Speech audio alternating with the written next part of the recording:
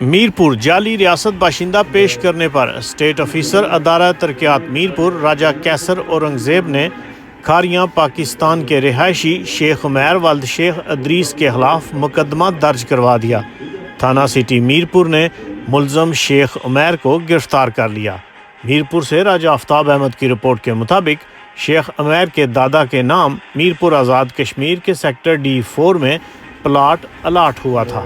Allotment سے لے کر کسی نے اس پلاٹ کی بقیہ رقم جمع نہیں کروائی تھی، جس پر ادارہ نے ایسے پلاٹ کینسل کرنے کا فیصلہ کیا تو ادارہ کی طرف سے اس پلاٹ کے ورثاء کا اشتہار دیا اور ورثاء نے آ کر درخواست دی کہ چونکہ دادا وفات پا چکے ہیں اور ان کے ایک بیٹے شیخ ادریس ہی ہیں جو کہ بیمار ہے، ان کا یہ پلاٹ شیخ ادریس کے بیٹے شیخ عمیر کے نام منتقل کیا جائے، جس پر ورثاء نے دادا کا جو ریاست باشندہ پیش کیا اس میں صرف شیخ ادریس کا نام ہی ظاہر کیا گیا۔ اس پر ادارہ نے ڈپٹی کمشنر میرپور سے تصدیق اور اصل ریاست باشندہ کی کاپی حاصل کی تو اس میں شیخ ادریس کی مزید 4 بہنیں بھی تھیں۔